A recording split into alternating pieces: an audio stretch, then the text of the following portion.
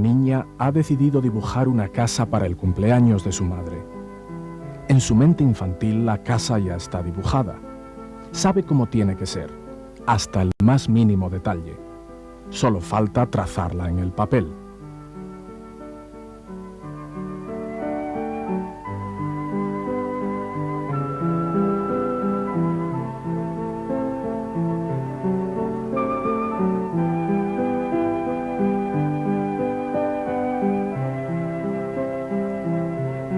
Empleando sus mejores esfuerzos, da forma a su idea de una casa. Es una obra de arte porque le sale de dentro, cada trazo del dibujo hecho por amor a su madre. Cada puerta, cada ventana, dibujada con la convicción de que así deben colocarse. Incluso aunque parezca un pajar, es la casa más perfecta que jamás se haya dibujado. Es todo un éxito porque al realizarla, la pequeña artista se ha entregado por completo, en corazón y alma, con todo su ser. Esto es salud. Esto es éxito. Servir a través del amor y en perfecta salud, cada uno a nuestra manera.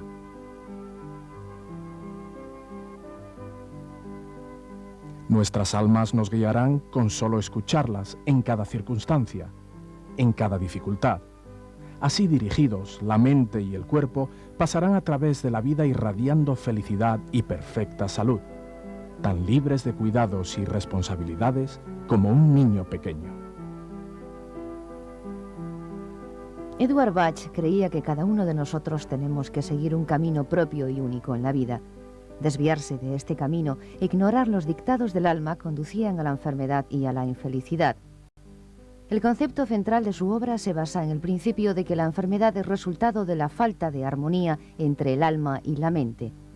La verdadera causa subyacente de una enfermedad es el estado mental del paciente y no la condición física de su cuerpo. La salud, escribió, es el escuchar a nuestra voz interior y el ser tan confiados y naturales como los niños pequeños. Edward Bach no llegó a esta conclusión de la noche a la mañana. La sintió de manera intuitiva desde una edad muy temprana y le fue confirmada después de muchos años de trabajo como médico, periodo durante el cual fue aumentando su satisfacción con la poca efectividad de los métodos convencionales de tratamiento. Esto fue lo que le hizo abandonar una carrera brillante como médico y le impulsó a emprender un viaje en busca de una forma de tratamiento más pura y sencilla. Este viaje se desarrolló tanto en un plano físico como espiritual. Vagó por los campos de Inglaterra y Gales en búsqueda de sus remedios y a la vez emprendió un perturbador viaje interior en el que experimentó los mismos estados mentales que él creía eran la causa principal de la enfermedad. A menudo se encontraba solo en sus creencias y fueron pocos los que comprendían la intensidad de su propósito, pero él siguió escuchando los dictados del alma. Al final de su viaje, tuvo éxito en su búsqueda y completó el sistema de tratamiento hoy conocido como las flores de Bach.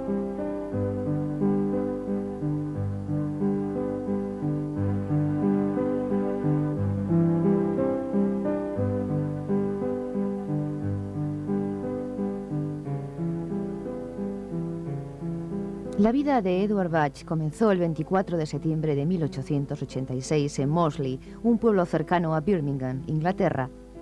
Como su nombre indica, los antepasados fueron galeses y su amor por Gales le llevaría allí una y otra vez. Se dice que de niño tenía un gran amor hacia la naturaleza y una profunda sensibilidad hacia el dolor y el sufrimiento de los seres humanos y de los animales. Cuando aún estaba en la escuela, decidió que quería curar y soñaba con encontrar un nuevo tratamiento para las enfermedades y el sufrimiento. Al dejar el colegio, mantuvo secretas sus ambiciones y empezó a trabajar en la fundición de su padre en Birmingham. Esto le ofreció la oportunidad de estudiar a sus compañeros de trabajo, para quienes la enfermedad representaba una constante amenaza a sus medios de vida. Estaba convencido de que debía existir un método más simple de curación y decidió que debía estudiar primero todos los métodos conocidos hasta entonces. Para esto era necesaria una formación médica, pero el coste le hizo vacilar, aplazando la idea para más adelante. Cuando tuvo 19 años, volvió a visitar las montañas y los valles de su querido Gales. Quizás fue allí, en el país de sus antepasados, donde la llamada a emprender su viaje se hizo irresistible. Poco tiempo después, contó a su padre cuáles eran sus ambiciones, y el padre no dudó en ofrecerle su apoyo. En 1905 empezó su carrera de medicina en la Universidad de Birmingham. Luego pasó al Colegio Universitario de Londres y obtuvo su título en 1912.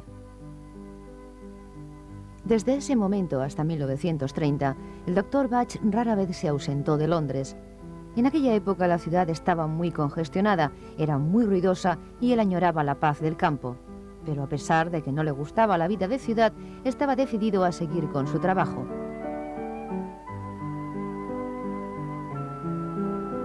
Hasta evitaba los parques cercanos pensando que podían distraerle de su objetivo.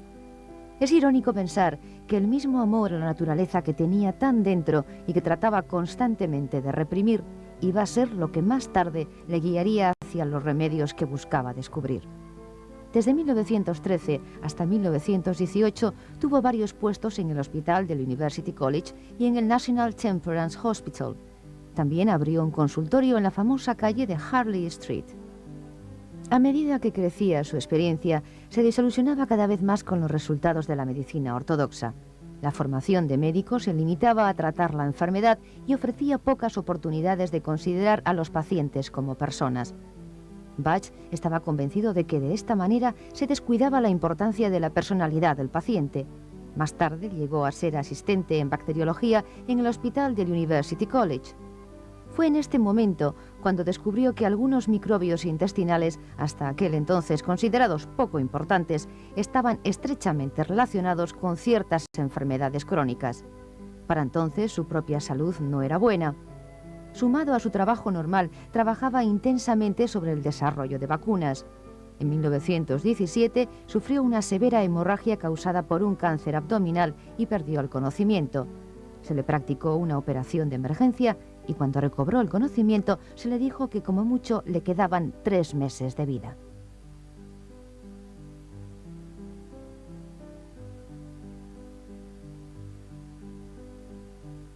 Después de semanas de agonía mental y física, se encontraba muy débil, pero regresó a su laboratorio decidido a completar tanto trabajo como pudiera en el corto plazo de tiempo que le quedaba. Se absorbió de tal forma en sus experimentos que perdió todo el sentido del tiempo. Trabajaba durante toda la noche y sus colegas se referían a la ventana de su laboratorio como la luz que nunca se apaga.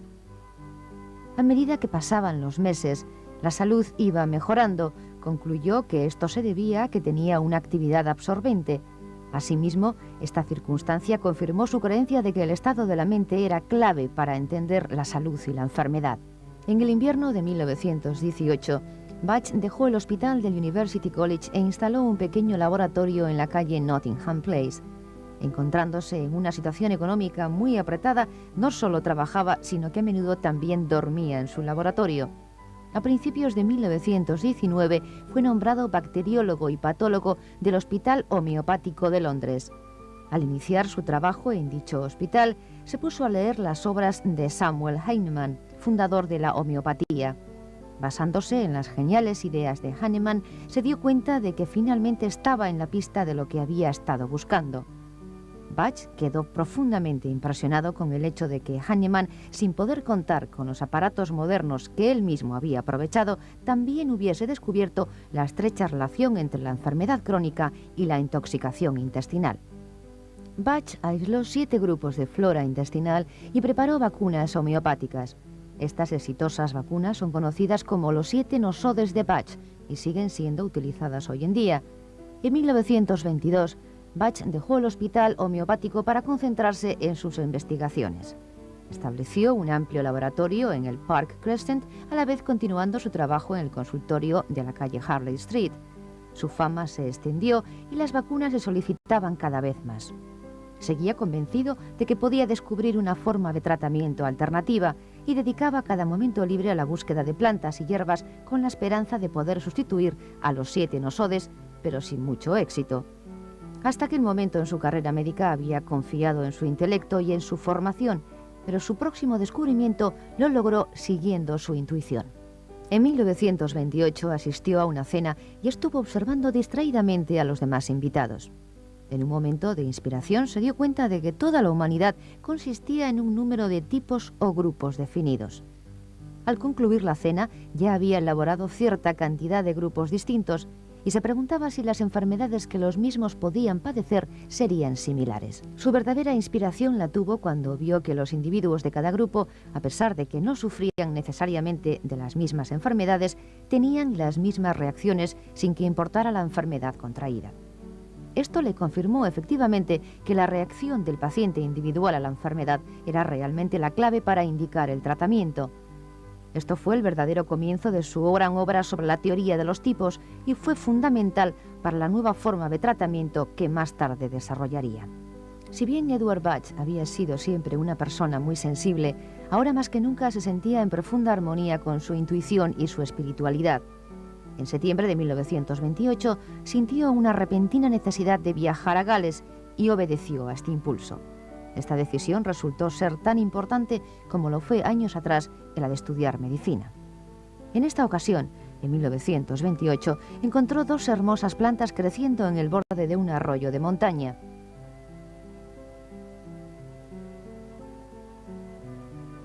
El pálido color púrpura de la impaciencia y las flores doradas del mímulo. ¿Por qué sintió ese fuerte impulso de ir a Gales y luego dio con estas dos plantas en particular? Es una pregunta que aún nos fascina. Los antepasados de Bach eran galeses y su naturaleza intuitiva e idealista armonizaba con la tradición cultural céltica del misticismo y espiritualidad. En ese momento de su vida, aquellas facultades estaban llegando a su exponente máximo. Su repentina salida del bullicio de Londres hacia la tranquilidad de Gales se debió a una respuesta directa a esos crecientes sentimientos, más que a un impulso casual. Por lo tanto, el haber encontrado los ejemplares de impaciencia y mímulo en Gales no era un hecho fortuito, sino directamente relacionado con su estado mental y con el lugar donde las encontró.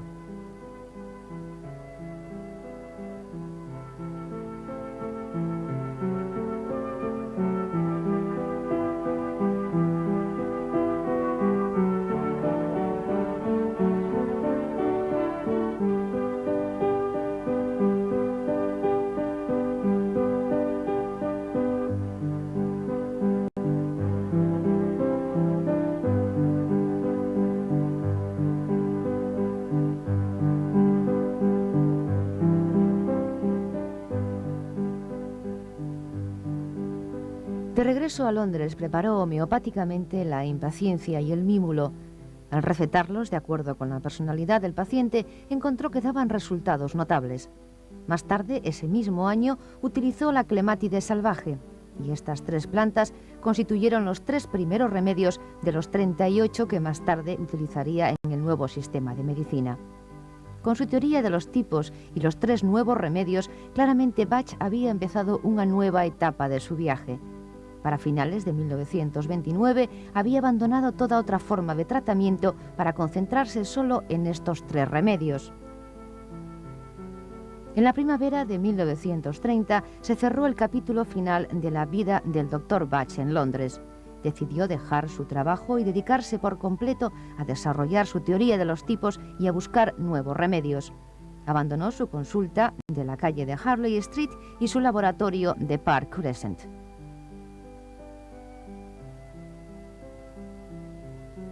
Y así, una mañana de mayo de 1930, temprano, dejó Londres para ir a Gales, dando la espalda a una brillante y lucrativa carrera médica.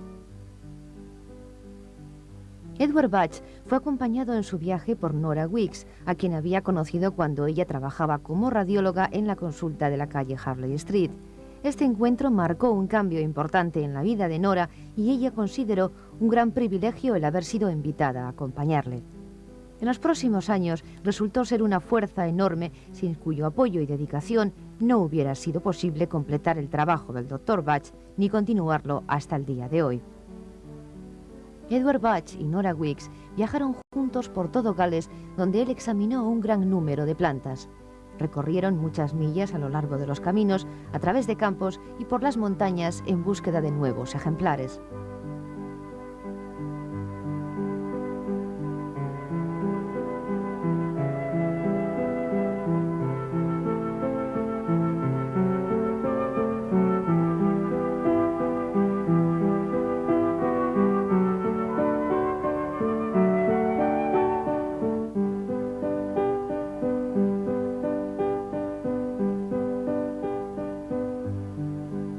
Una mañana, Bach cruzó un campo cubierto de una gran cantidad de rocío. Se le ocurrió que cada gota de rocío debía contener algunas de las propiedades de las plantas sobre las que yacía y que el calor del sol, actuando a través del fluido, serviría para sacar dichas propiedades hasta que cada gota fuera magnetizada con el poder de la planta. Se dio cuenta de que si podía obtener de esta manera las propiedades medicinales de las plantas que estaba buscando, los remedios resultantes serían puros y sin contaminar.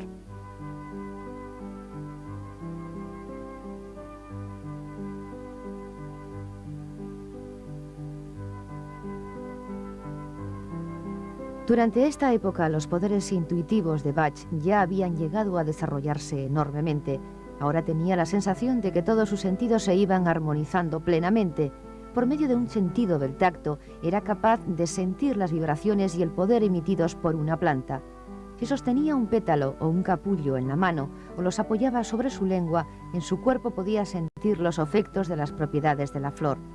Así comprobó el rocío que había recolectado de las flores. La recolección del rocío de flores individuales era laboriosa y llevaba tiempo, así que decidió reproducir este efecto llenando un bol de cristal con agua de un manantial cercano, esparciendo las flores sobre la superficie del agua a pleno sol y dejándola así durante varias horas en el campo. Para su gran satisfacción encontró que el agua se había impregnado con el poder y la potencia de la planta. Este era el método simple que había buscado durante tanto tiempo y este descubrimiento fue publicado en El Mundo Homeopático más tarde en 1930. La tierra para nutrir a la planta, el aire del cual se alimenta, el sol o el fuego para impartir su fuerza, y el agua para recolectar y ser enriquecido con una curación benéfica y magnética. Que la sencillez de este método no te impida utilizarlo, pues encontrarás que cuanto más avancen tus investigaciones, comprobarás aún más la sencillez de toda la creación.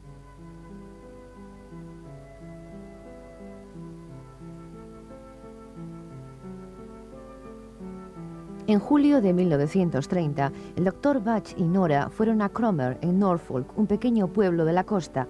En las afueras de Cromer encontró más plantas para añadir a aquellas que había encontrado en Gales. Nora pintó pequeños mapas de los lugares en los que se ubicaban y también algunas de las plantas mismas.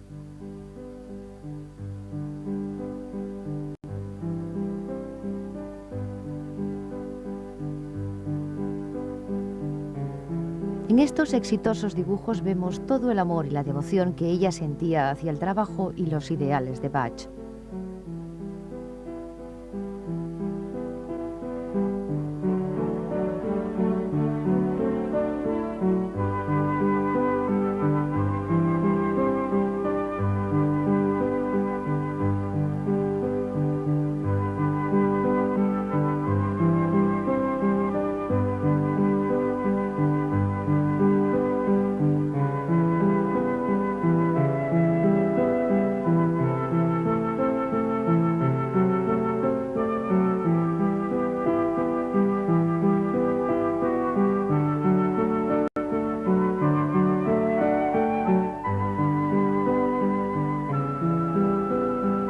En Cromer, Bach también continuó con su trabajo de clasificar los tipos humanos. Tuvo amplia oportunidad para ello, pues aquel era un lugar de veraneo popular y todas las clases de gente estaban representadas. Dedicó mucho tiempo a caminar, paseando entre los turistas, tanto en la costa como en el pueblo, estudiando sus estados de ánimo y sus reacciones ante cada pequeño incidente del día. La original observación hecha durante aquella famosa cena de que la raza humana se divide en tipos definidos le fue confirmada por lo que vio también en Cromer. Además de estudiar a la gente del pequeño pueblo, Bach también dedicó algunos días a recorrer las orillas del río y los pantanos cercanos en su búsqueda constante de plantas. Fue durante estos recorridos que encontró más plantas florales de las que sabía contendrían las cualidades medicinales que buscaba. Entre las flores que probó figuraba la agrimonia, que crece abundantemente en el campo inglés. La flor de esta planta era el remedio para los que sufren y se ocultan detrás de un rostro calmado y sonriente. Luego experimentó con la bella flor azul de la chicoria, y descubrió que era el remedio para los que padecen una ansiedad posesiva, especialmente hacia los demás. A estas alturas, Bach empezó a añadir brandy por partes iguales a la cantidad de agua potenciada para hacer la tintura madre. Entre los otros remedios que había potenciado durante este año estaban centaura y cerato. A finales del verano de 1930 había preparado en total 9 remedios y además había decidido quedarse en Cromer durante el invierno para tratar a sus pacientes con estos remedios. A Bach le encantaba el pueblo de Cromer y a pesar de recorrer muchos condados de Inglaterra en los 4 años siguientes, siempre regresaba con Nora para instalarse allí durante varios meses al año. Amaba el mar y le gustaba hablar con los pescadores.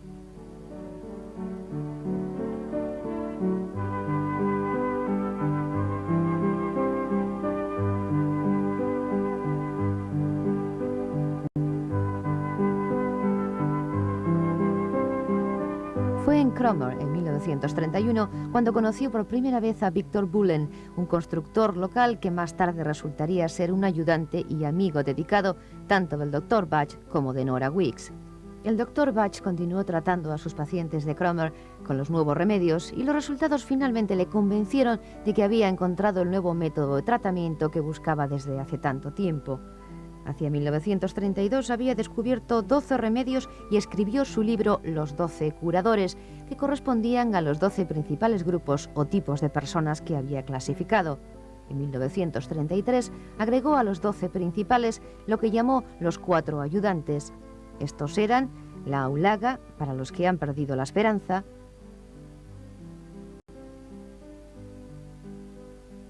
roble, para los que luchan valientemente contra grandes dificultades, brezo, para los que están demasiado preocupados por sus problemas, y agua de roca, para los que son muy estrictos en su estilo de vida. Pasó el invierno de 1933 y la primavera de 1934 en Cromer, tratando a sus pacientes en su casa de St. Mary's Road. Combinó 3 remedios: flor de jara, clemátide e impaciencia para formar lo que llamó el Rescue Remedy, una especie de remedio rescate para casos de emergencia, casos de pánico, shock e inconsciencia. Más tarde añadió a estos 3 remedios los de Estrella de Belén y el cerezo. Estando en Cromer, en una ocasión, un hombre fue traído a la costa por un barco salvavidas. Había permanecido 5 horas en medio de una terrible tormenta, amarrado al mástil de un barco naufragado, azotado por las olas. Deliraba, le salía espuma por la boca y no parecía haber mucha esperanza de que sobreviviera. Bach mojó repetidamente los labios del hombre con el Rescue Remedy y antes de habérsele quitado la ropa mojada para cubrirlo con mantas, ya estaba consciente, sentado y pidiendo un cigarrillo.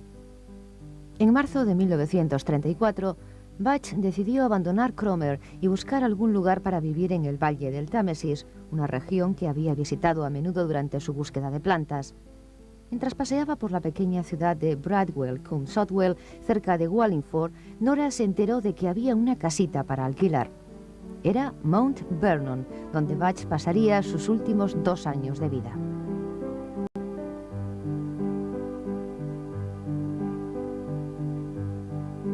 El jardín de Mount Vernon estaba completamente abandonado y Bach se puso a trabajar para arreglarlo, haciendo senderos, bordes y parcelas para plantar verduras.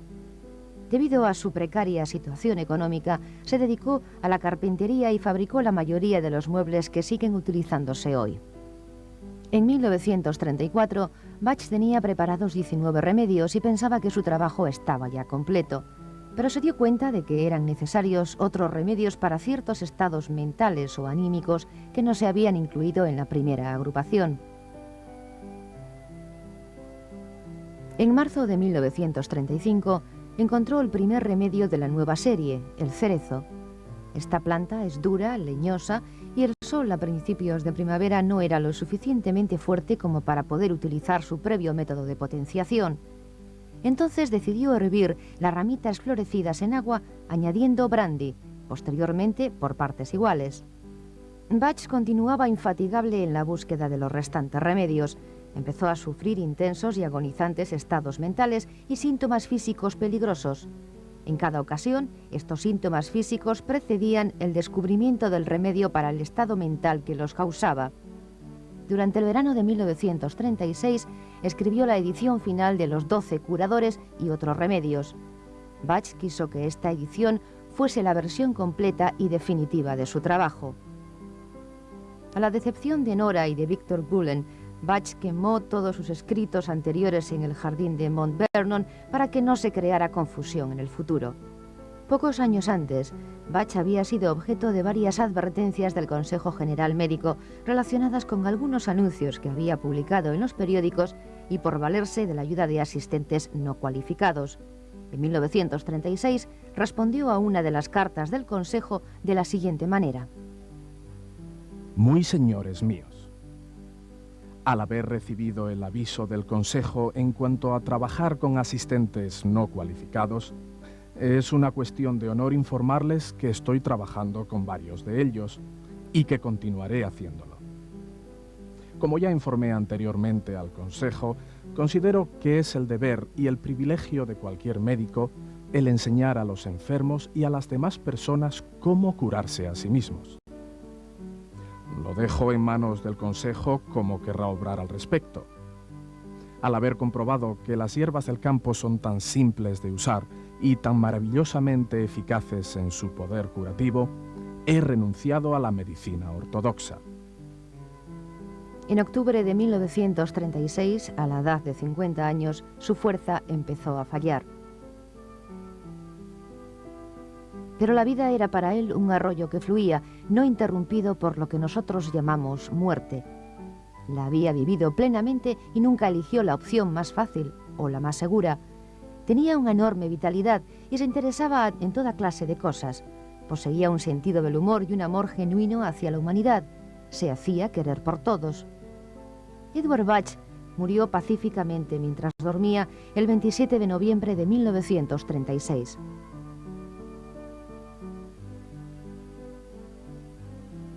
Fue enterrado en un pequeño cementerio de la iglesia de Southwell.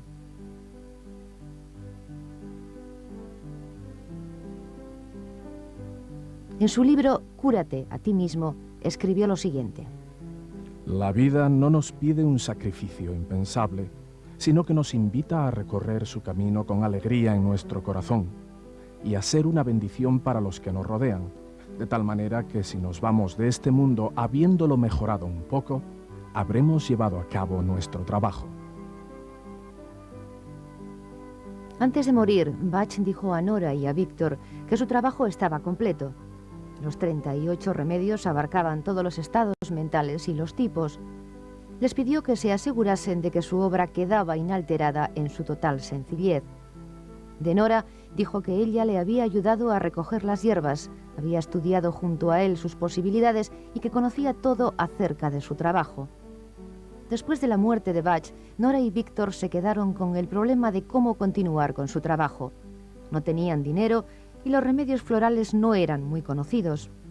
Esa época fue francamente difícil para ellos, pero continuaron atendiendo a pacientes y haciendo los remedios estrictamente de acuerdo con las instrucciones del doctor.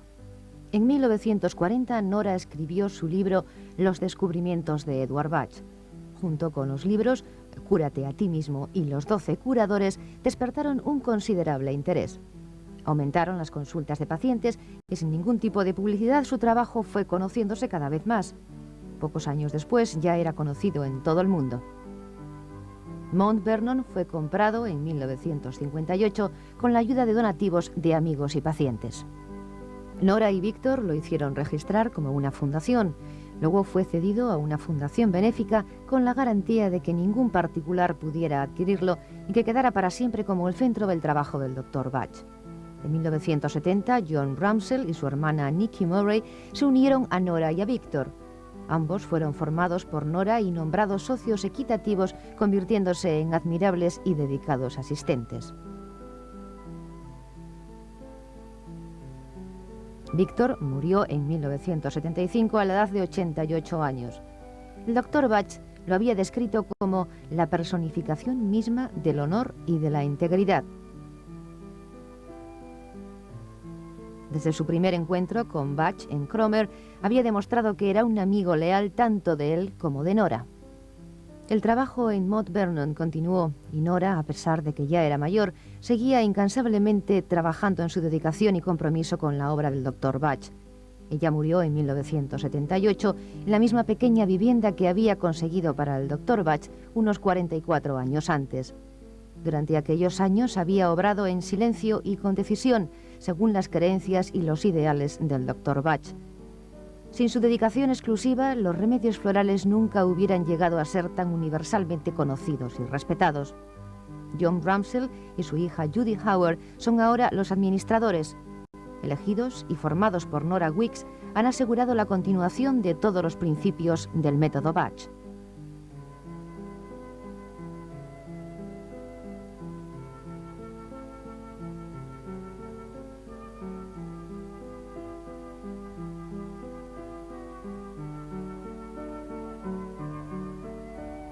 Todas las tinturas madres siguen haciéndose en Mount Vernon, con las plantas que crecen en el jardín y en las zonas de los campos cercanos determinadas originalmente por el propio Dr. Bach.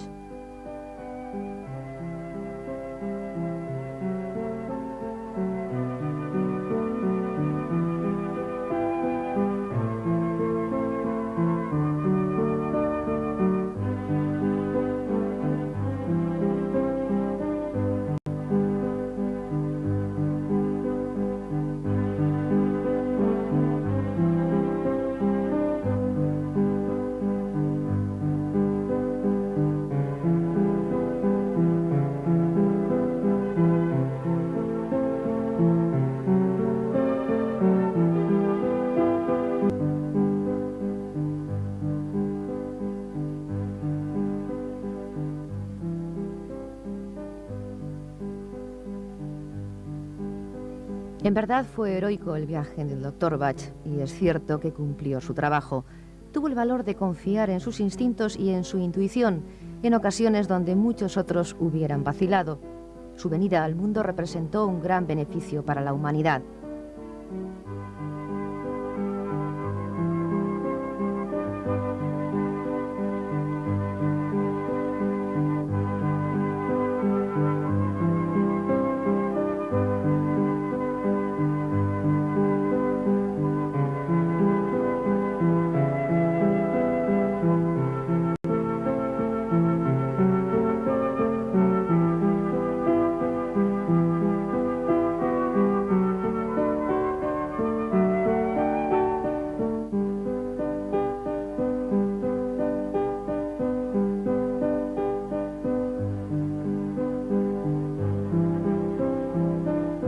Mount Vernon, con su jardín, es un refugio lleno de paz y un monumento vivo y activo a los ideales del Dr. Bach.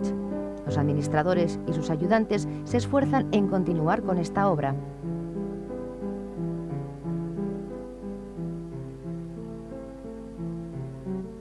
Edward Bach fue un hombre de gran intelecto. Sin embargo, el sistema de tratamiento que finalmente perfeccionó es muy sencillo y fue el resultado no del poder intelectual, sino de un poder espiritual más profundo. Fue largo su viaje y en ocasiones arduo, pero nunca dejó de escuchar los dictados de su alma, esa voz interior que le decía que tal método estaba allí y solo faltaba descubrirlo. Las flores de Bach se han convertido realmente en la luz que nunca se apaga.